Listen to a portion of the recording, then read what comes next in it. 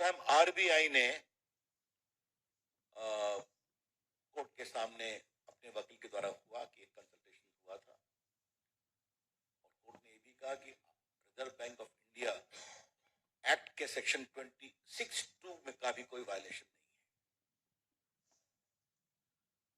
है। ये इन सम and substance, और आपको मालूम है कि कोर्ट ने पूरे डिसीजन मेकिंग प्रोसेस को भी देखने की इच्छा जाहिर की थी, तो सील्ड कवर में वो भी दिया गया था। इसका मतलब ये हुआ कि कोर्ट ने पूरे डिसीजन मेकिंग प्रोसेस को सही पाया।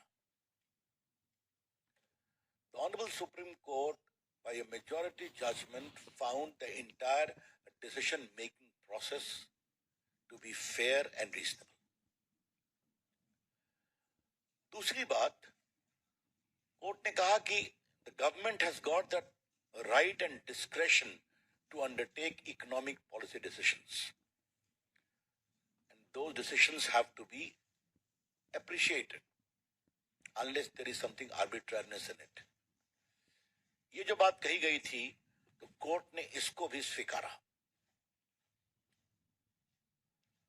एक माननीय न्यायमूर्ति जस्टिस नागरत्ना ने डिसेंटिंग जजमेंट दिया है, लेकिन आपको मैं बताना चाहूंगा उन्होंने भी क्या कहा है। The policy was well intentioned. I want to seriously emphasise upon that कि इस पॉलिसी की नीयत और नीति ठीक थी। It was well intentioned. उन्होंने कहा है कि 26(2) के अंतर्गत यह नहीं होना चाहिए, आवश्यकता हो तो कानून लाना चाहिए। उनके निर्णय का भी हम सम्मान करते हैं, लेकिन मेजॉरिटी जजमेंट कॉन्स्टिट्यूशन बेंच के 5-1 का मैंने आपको विस्तार से बता दिया।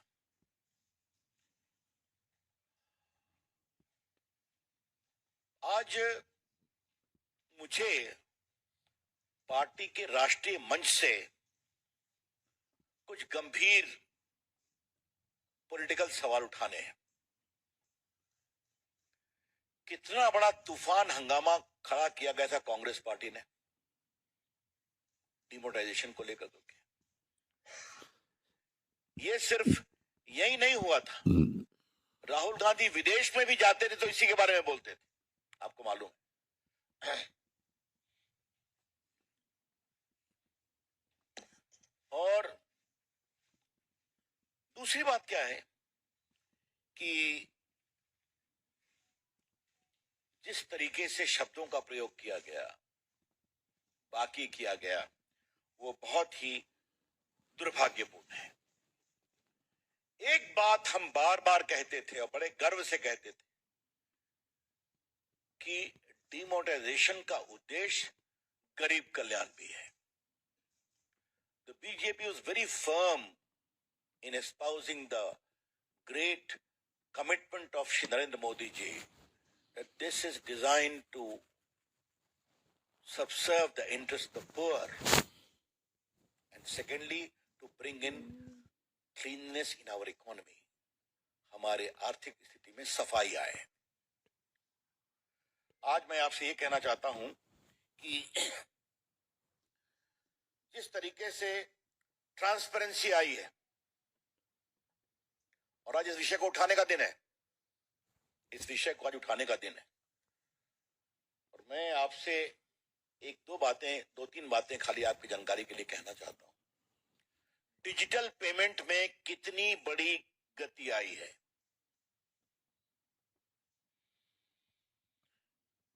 अक्टूबर 2022 यानी सिर्फ 1-1.5 महीना पहले भारत में 730 करोड़ डिजिटल ट्रांजैक्शन हुआ, worth 12 lakh crore. Just in October, India recorded a great bumper harvest of digital transactions worth 730 crores, amounting to 12 lakh crore transaction. Rupees transaction. इसका मतलब समझा जाता है क्या? आज भारत डिजिटल पेमेंट में दुनिया का एक नेता बना है। भारत का जो पूरा फिनटेक मूवमेंट है, यूपीआई, ये सब आप देखते हैं ना, आज भारत में कितने डिजिटल पेमेंट एप्स आ गए हैं, आपने देखा है ना। आज भारत का गरीब आदमी भी डिजिटल पेमेंट करता है, ऑटो वाला भी डिजिटल पेमेंट एक्सेप्ट करता है। तो ये कैसे हुआ? ये हुआ नोटबंदी के बाद, जो डिजिटाइजेशन ऑफ डिजिटल इंडिया में कंट्री को आगे बढ़ाया गया, ये उसका कारण है। अब मैं आपसे एक बात और कहना चाहता हूं कि 16-17 में लगाया गया था। मैं आपको कुछ 3-4 एग्जाम्पल दूंगा, ज्यादा नहीं। 17-18 में, एक साल बाद, देश का टैक्स कलेक्शंस 18% हायर हो गया। It was 10.3 lakh crore the next year. अब तो और बढ़ा है। आपको जानकर खुशी होगी कि आज देश में टैक्स, इनकम टैक्स देने वालों में करोड़ों की संख्या बढ़ी है। ये चर्चा बार बार सदन में हुई है, इसलिए मैं उस पर आपको ज्यादा नहीं बोलूंगा। लेकिन जरा मुझे आप ये बताइए कि नोटबंदी के बाद 2,38,000 फर्जी शेल कंपनियां पकड़ी गई कि नहीं पकड़ी गई? 2,38,000। We would like to emphatically emphasize that 2,38,000 shell companies were caught, transaction stopped after notebandi became a reality. आपको मालूम है, बेनामी संपत्तियों का जो जब्ती हुई है, आपने देखा होगा, वो मुझे बताने की जरूरत नहीं। मनी लॉन्ड्रिंग में क्या हो रहा है, या मुझे बताने की जरूरत नहीं है। और the most important point I would like to highlight, the informal sector's involvement in the economy has got reduced from 52% to 20%. I repeat, the informal sector component in the economy of India got reduced from 52% to nearly 20%. बाकी आपने कई बातें देखी हैं, मुझे बताने की जरूरत नहीं है। टेररिज्म, फेक करेंसी, क्या पाठक को हुर्रियत का दफ्तर बंद हो गया ना श्रीनगर में? बंद हो गया कि नहीं? पत्थरबाजी, ये आपके सामने है। पीएफआई के खातों को बंद करना, एक्शन लेना। तो टेररिज्म की रीढ़ को तोड़ने में नोटबंदी ने बहुत बड़ा काम किया है। The demonetization scheme has done a great service to the cause of breaking the backbone of terrorism. क्योंकि फाइनेंशियल सपोर्ट उनका खत्म हो गया।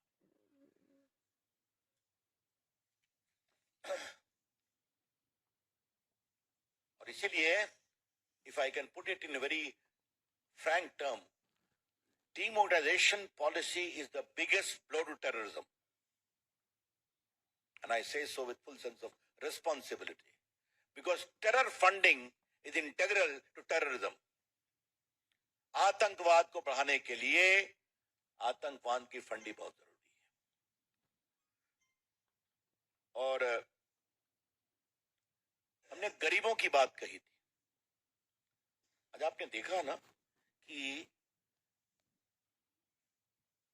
2.33 करोड़ बैंक अकाउंट खोले गए हैं गरीबों के। डायरेक्ट बेनिफिट ट्रांसफर में कितना, जनधन अकाउंट में कितना फायदा हुआ, ये सब आपको जानते हैं। मुझे आज इसको विस्तार से बताने की जरूरत नहीं है, कभी होगा तो हम उसकी चर्चा करेंगे।